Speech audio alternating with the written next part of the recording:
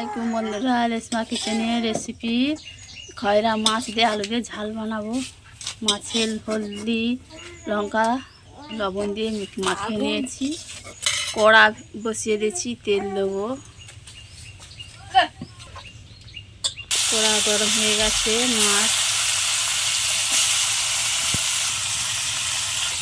মাছগুলো ভালো করে ভেজে নেবো। খয়রা মাছ এক পিঠ হয়ে গেছে, লৌটে দেবো।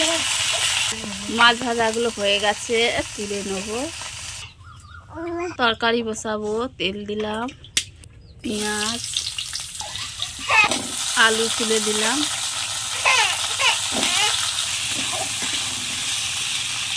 লবণ দিলাম, লঙ্কার গুঁড়ো, হলদির গুঁড়ো 1 চামচ।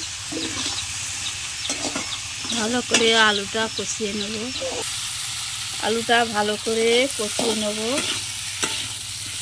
কষানো হয়ে গেছে, পানি দিলাম। ভাজা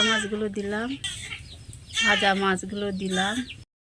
ঝাল হয়ে এসছে বন্ধুরা, আর একটু পরে নামিয়ে নেব। ঝোলটা মরে গেছে, আর একটু ঝোল মরলে নামিয়ে নেব। মাছের ঝাল হয়ে গেছে, নামিয়ে নেব। খয়রা মাছ আলু মাছের ঝাল হয়ে গেছে, নামিয়ে নিয়েছি।